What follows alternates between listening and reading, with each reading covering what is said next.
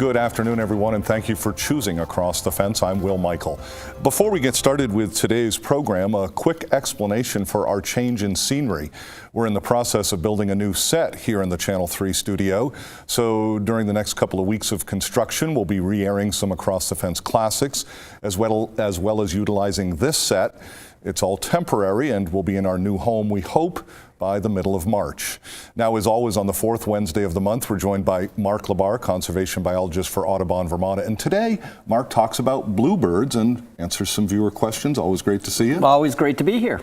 So, bluebird season upon us. Yeah, it is February. March is coming up. The bluebirds some are here. Some will be coming back. So I just wanted to chat about that. And we had some viewer questions. And of course, this always reminds me of Judy. Of course. We talked, Judy Simpson, we always talked about her bluebirds there in her yard. Yeah, so, and she had some great houses and ideas, which you're also going to get to today. Yes, yeah. Again, sort of remind us why this time of year, and I don't know, migration, movement, what's happening? So bluebirds are one of our first birds to come back, even though people sometimes see them throughout the year.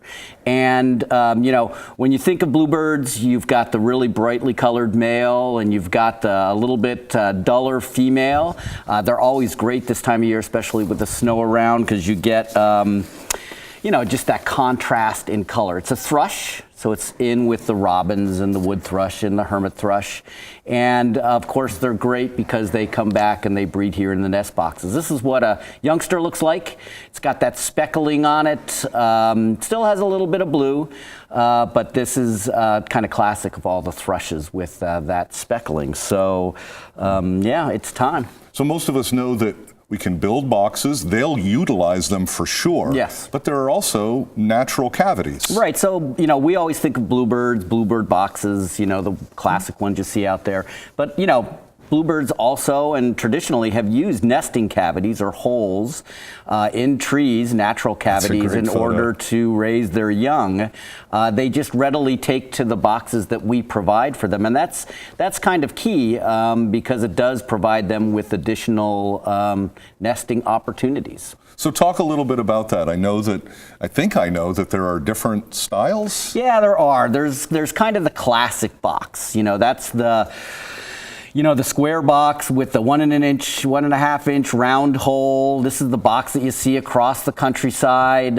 Here's a great example of it. This is kind of the perfect size for bluebirds. And again, they'll readily take to it. You want to usually set them up in a field type of area. But there are some other box designs. This box has a slit at the top. And we had a viewer that actually sent one into Judy, I think, a couple years ago that had great success with this type of box. And, the birds will access and get at their nest in the same way they do with the round hole. And then, one of the other box types that you might see, this one doesn't show the whole box because we wanted to capture the bluebirds on the top, but this box has a slant in the front, and that kind of replicates probably what they would find more often than not out in the wild. So again, another box that bluebirds and other birds, tree swallows, house wrens will readily take to. So those are some of the styles. You and I have talked in the past that there might be different features within those styles. Right, and one of the big things about a box is we know that it's a box, and so do predators. And so there's a couple things that you want to do to make sure that the birds are safe. One feature that comes on a box is called the predator guard, and that's often this very simple block that goes over the hole. And this keeps, predators like from raccoons and stuff to actually be able to bend and reach into the box. So this is a classic design that you would see on many bluebird boxes that are out there. There are some more creative ones. Here you can see that predator guard is actually some wire fencing. The birds still go in and out, but again, it limits access, keeps predators from reaching into the box.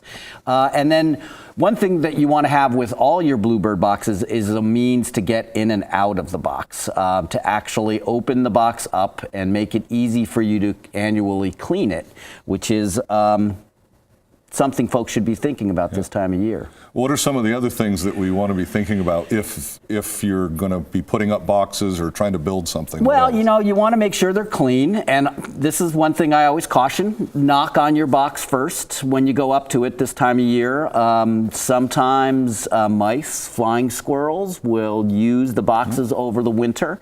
If you find one in it, you might want to wait a couple of weeks until it warms up to fully clean it out. But you want to get that old nesting material out just to kind of keep it from getting parasites, or if you don't, then the nests get higher and higher towards the hole and predation can happen. You also want to check that your pole that's holding up the box is nice and sturdy.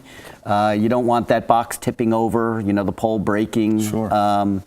In the middle of the summer when you have birds in it, young birds in it, and things like that. But pretty much cleaning it out is really what you want to be thinking about. Well, some of our viewers, I understand, had some questions. You tell me the first one is from Susan Johnson in Ferrisburg. So, hi, Mark. We have never had bluebirds here, even though we have had the houses up for years. This is a pretty common thing. People put up boxes. It takes some time sometimes for the bluebirds to get there. Now, this winter storms have brought us a pair. They are feeding at our feeders. Do you think that they will stay around for the warmer weather or move on? I do imagine that's a tough call. We can only hope. They live in Ferrisburg. And, you know, this is one of those things that we do see bluebirds in the winter. And they often will, you know, be doing some prospecting where they're coming in, they're checking boxes out this time of year before they actually start the nesting. May I ask, is this a chore that belongs to the male, belong to the female? No, both? you'll have both individuals. Okay. You know, they want to make sure that their coming season is successful, so they're checking out boxes. Okay. So there's a good chance that Sue may have a bluebird pair using that box this year. Okay. The next one, Jim and Dot Harder of Clarendon, and they wrote to you to say that they've noticed over the past several years that bluebirds are visiting more frequently in their bird houses. They mentioned a couple of years ago that the birds would come by, disappear, come back briefly again in the fall. And this year they say they started staying and using the birdhouses. Now this winter, 4 of them can be seen visiting the same house, and they're wondering if maybe it had to do with cleaning. Anyway, they love the activity and they're curious as to what the birds can be up to this time of year. And this was something that came at the end of January. Yeah, so, you know, it's one of those things. Birds, as with other mammals, like I mentioned, flying squirrels and mice, will use boxes like this as roosting places during the winter times during cold weather. And so what they may be seeing are the birds actually using that space as a place to kind of get through the winter months, the cold weather. You know, there's plenty of food out there for them, berries and such that they'll eat if they're sticking around. But on those really cold nights, it's nice to have a place to tuck into and get out of the wind and weather. So we're looking forward to a good bluebird season, and we do have time for a couple of more questions. So I think you have the next one here. Yeah, so these next couple of questions are kind of a series of questions because as much as people like to see bluebirds, there are other birds out there, and there are some birds that seem to show up and people really take notice. This is a question from Margaret Brown. Hi, Mark. Always enjoying your monthly shows on Across the Fence. Thanks, Margaret. Every year, my neighbor and I remark that we have never seen so many evening grosbeaks around anymore. This winter, they appeared in my backyard and have been visiting almost daily for several weeks now. I just think they're beautiful birds, love to watch them gorging on seeds with their massive beaks and wanted to share.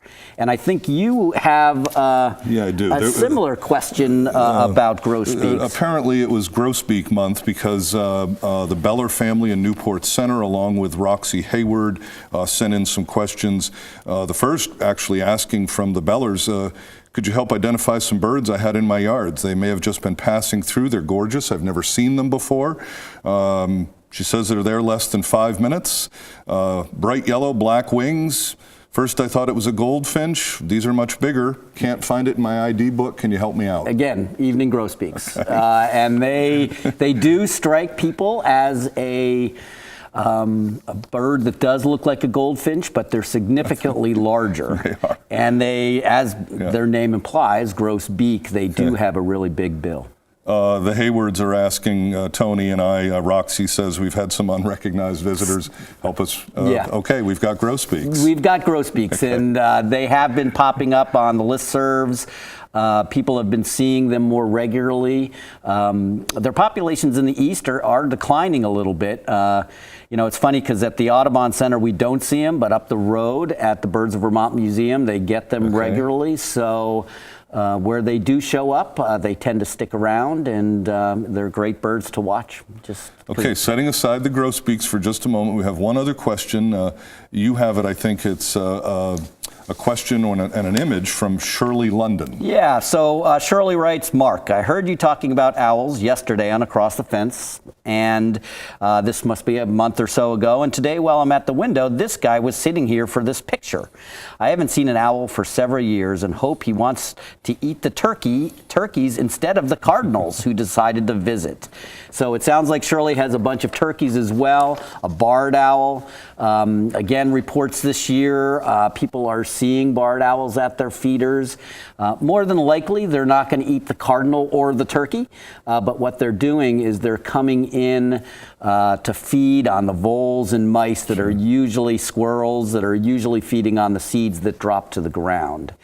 I couldn't get a picture of it, but just recently I looked out at the feeder, and up under the snow I saw this little movement, and I watched, and sure enough, a mole or a vole, the head popped up under the snow. I saw about that much of its sort of snout and head, and said, nice and warm under that snow, and comes up and eats the seeds. Yeah, so this time of year you get a little bit of snow cover, especially we've had some rain there. It makes a comfy little tunnel system.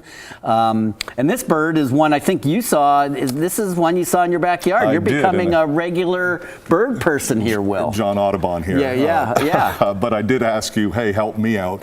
This was interesting, the way that I never really saw its legs. It sort of just moved through the snow, almost as if it was a snow machine. Yeah, well, this is a bird that we see here, breeds here. This is the white-throated sparrow, and it's one that was probably moving around and feeding on the seeds under the snow, and had to kind of make its way through it in order to get there.